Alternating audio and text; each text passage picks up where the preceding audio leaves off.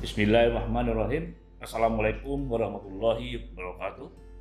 Yang saya hormati para mahasiswa dan saya banggakan, pada sore hari ini kita masuk pada pertemuan tatap muka kelima dan keenam, yaitu tanggal 30 Maret 2023. Pada hari ini kita akan membahas materi tentang mengenali prinsip-prinsip dalam pengambilan keputusan.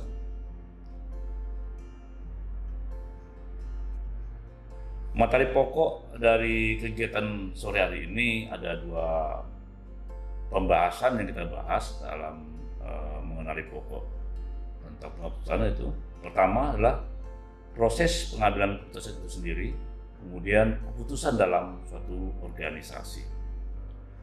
Proses pengambilan keputusan ini sudah kita pelajari beberapa waktu yang lalu kepada para mahasiswa. Kita mencoba melihat seperti apa sebagai seorang pemimpin dapat memproses suatu keputusan yang beberapa waktu lalu kita sudah bicarakan panjang lebar beberapa macam bentuk-bentuk dari keputusan bagi seorang pemimpin. Nah, dalam kesempatan yang baik ini, proses pengambilan keputusan ini tentu akan menjadikan sebagai acuan pokok bagi kita semua dalam kita melakukan tindakan-tindakan dalam suatu organisasi. Organisasi yang dipimpin oleh seorang pemimpin tentu banyak hal-hal yang akan menjadikan hambatan ataupun halang-halangan, karena di situ banyak persoalan-persoalan kenapa suatu keputusan itu diambil oleh seorang pemimpin tadi itu. Oleh karenanya pemimpin yang mengambil keputusan ini benar-benar harus memahami baik itu permasalahan pokok yang pernah kita bahas waktu lalu itu, data-datanya bagaimana, kemudian apa referensi yang mereka dapati selama ini, dan bagaimana pengalaman-pengalaman yang mereka punya selama ini, itu akan membantu suatu proses pengambilan keputusan dalam suatu organisasi. Apabila seorang pemimpin tadi dapat memahami dan menganalisa ataupun memahami tentang permasalahan yang terjadi, tentu dengan mudah permasalahan ini diatasi oleh seorang pemimpin tadi itu. Baru setelah itu mereka mengambil satu keputusan dalam organisasi. Nah, keputusan dalam satu organisasi ini akan berdampak tentu kepada organisasi itu sendiri, baik sebagai organisasi utuh dalam satu organisasi tadi itu. Kemudian demikian juga terhadap SDM atau personel yang mengawakinya, baik sebagai pemimpin, pemimpin tingkat atas, pemimpin tingkat menengah, dan bawahan-bawahan atau karyawan yang bekerja di dalamnya. Proses pengambilan keputusan ini ada beberapa tipe-tipe pengambilan keputusan, yaitu pertama adanya program decision. Program decision yaitu prosedur khusus yang dikembangkan menangani untuk masalah yang rutin dan berulang-ulang. Program decision ini harus kita pelajari bersama, kita pahami bersama bahwa hal ini akan menentukan seperti apa decision yang akan kita buat dalam suatu keputusan tadi itu. Diawali dengan permasalahan yang kita hadapi, data-data yang pernah kita siapkan, kemudian dari hasil komunikasi ataupun kita mempunyai pengalaman waktu lalu, ini disatu padukan menjadi suatu decision atau decision program atau decision making dalam suatu organisasi. Kemudian kedua adalah non-program decision. Non-program decision yaitu keputusan yang bersifat baru dan tidak terstruktur, diperlukan pada situasi permasalahan yang unik dan kompleks. Nah, dalam keputusan non-program decision ini tentunya satu program yang terjadi dadakan. Keputusan yang bersifat baru dan tidak terstruktur diperlukan pada situasi permasalahan yang unik dan kompleks.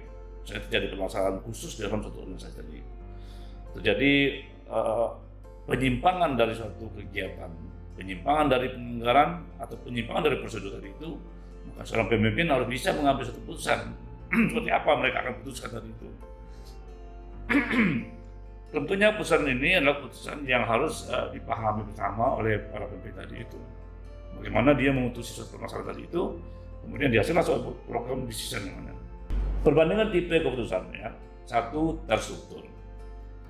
Tipe keputusan terstruktur, karakteristik rutinitas, berulang-ulang, Kemudian korelasi antara variabel terlihat jelas. 3. Teknik mengambil keputusan berdasarkan kebiasaan tradisi rutinitas. Tingkat risiko rendah, sifat peristiwa mudah diramalkan, nilai keputusan mendekati akurat, kemudian pandangan yang dianut rasional, ada SOP. Kedua, tidak terstruktur. Ya, terstruktur itu terdiri dari baru, tidak berulang, jarang terjadi. Jadi permasalahan baru, tidak berulang dan yang terjadi, kemudian sulit dicari hubungannya karena didadakan tadi itu.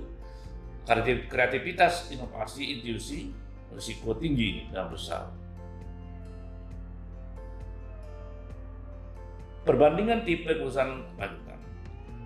Sulit diramalkan, sulit dinilai dengan pasti, cenderung bounded rationality, dan tidak adanya SOP dalam satu keputusan tadi itu.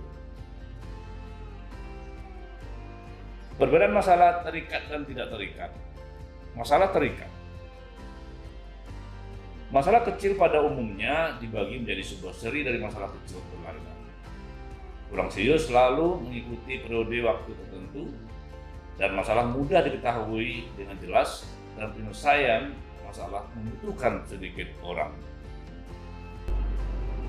Masalah besar pada umumnya bila terdapat pada masalah, seluruh masalah harus dipecahkan secara berurutan dan memiliki implikasi dengan serius, sangat lama dan tidak dapat dipastikan selesainya. Solusi tidak dapat diperkirakan. Kemudian keputusan dalam satu organisasi. Jenis-jenis keputusan dari suatu organisasi adalah: pertama, satu keputusan yang bersifat rutin. Kedua, keputusan tidak rutin. Keputusan rutin itu adalah keputusan yang sifatnya rutin dan berulang-ulang serta biasanya telah dikembangkan untuk mengendalikannya. Biasa para pemimpin setiap pagi adanya surat-surat masuk, baik itu surat-surat internal ataupun surat-surat yang keluar dari organisasi. Khususnya surat-surat rutin yang masuk, ini perlu mendapatkan perhatian khusus dari pemimpin itu sendiri, karena surat ini akan berdampak kepada maju mundurnya suatu organisasi. Misalnya surat dari organisasi yang dipimpin dari itu, kemudian menyurati kepada kepada instansi yang ada di luar.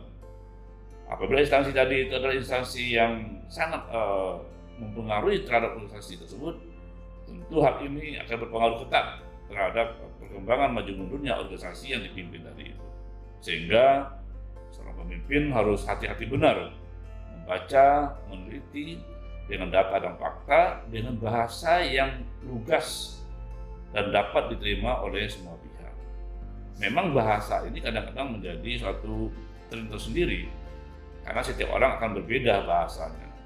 Namun bahasa-bahasa yang digunakan sehari-harian, bahasa-bahasa yang sifatnya formal, kemudian bisa dipadukan sehingga menjadi bahasa yang bagus, enak dibaca, enak dimaknakan, dan bisa dimengerti, dan tidak akan timbul lagi pertanyaan-pertanyaan baru.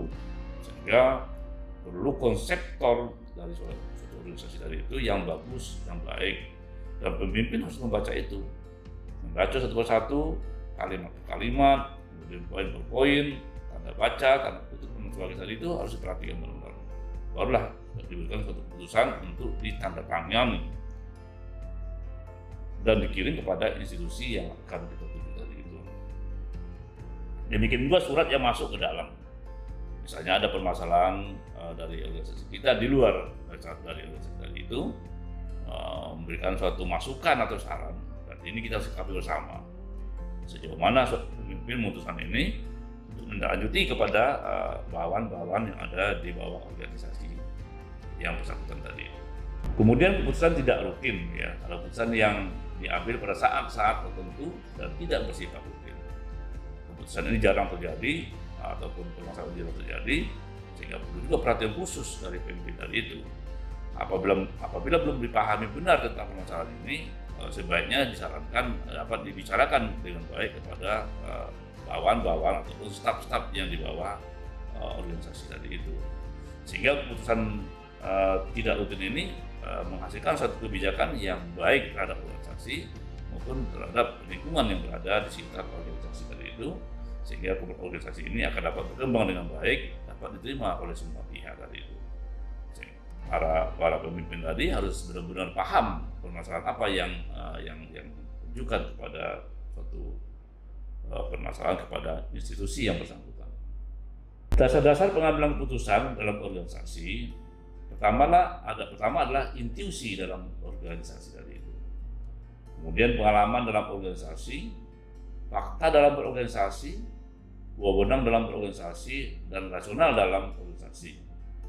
Beberapa waktu lalu sudah kita bahas bersama seperti apa itu intuisi dalam organisasi dan bagaimana dengan pengalaman dalam organisasi, fakta dalam berorganisasi, wewenang dalam berorganisasi, dan begitu juga dengan rasional dalam berorganisasi. Dari kelima dasar-dasar organisasi ini perlu kita maknai bersama bagaimana kita menyikapi hal-hal mana yang akan kita gunakan. Dasar-dasar pengambilan keputusan dalam organisasi pertama adalah intuisi dalam organisasi. Karena keputusan bersifat subjektif, yaitu mudah terkena sugesti, pengaruh luar, dan faktor kejiwaan lainnya.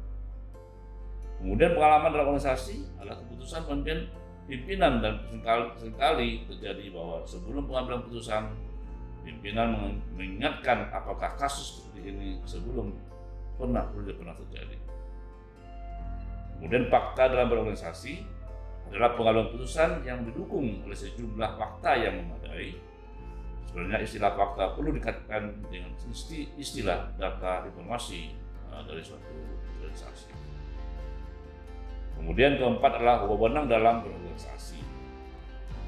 Adalah setiap pemimpin dalam organisasi mempunyai tugas wewenang untuk mengambil keputusan dalam rangka menjalankan kegiatan demi tercapainya tujuan dari suatu organisasi. Rasional dalam organisasi ada keputusan yang berkaitan dengan gaya guna masalah-masalah yang dihadapi, merupakan masalah yang memerlukan pemecahan rasional, keputusan dibuat lebih bersifat objektif. Selanjutnya para mahasiswa sekalian, kita akan membahas proses pengambilan keputusan dalam berorganisasi. Seperti apa sih proses pengambilan keputusan dalam berorganisasi? Satu, pertama harus kita identifikasi dan diagnosa masalah. Apa sih yang terjadi sebenarnya terhadap masalah ini? Kita identifikasi permasalahan ini bersifatnya berat atau ringan. Kemudian kita lihat permasalahan itu dalam tadi itu. Jangan sampai dalam identifikasi ini salah kita mendapatkan data-datanya. Kemudian pengumpulan dan analisis data yang relevan.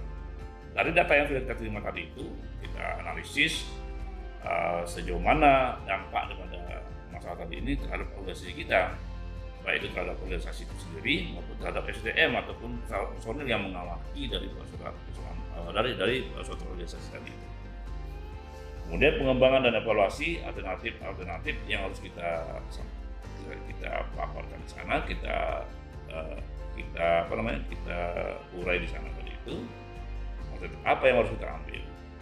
Ada alternatif 1 atau alternatif 2. Biasanya kalau alternatif ini selalu yang pertama yang kita utamakan.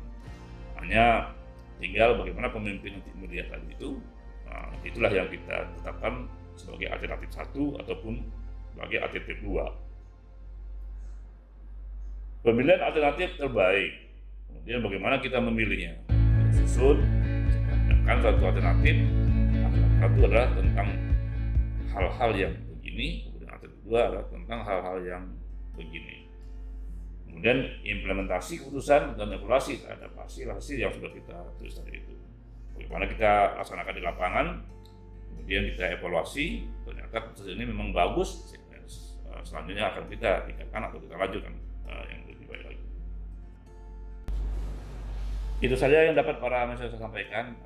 Semoga mahasiswa dapat memahami ini pada jam pertama ini, kemudian pada jam kedua nanti silakan para mahasiswa menyelesaikan tugas yang sudah saya berikan di SPADA. Selesaikan tugas ini segera mungkin diselesaikan, dikirim ke SPADA kembali bagi semua mahasiswa. Itu saja yang dapat saya sampaikan pada malam hari ini. Wabillahi taufiq wal hidayah. Wassalamualaikum warahmatullahi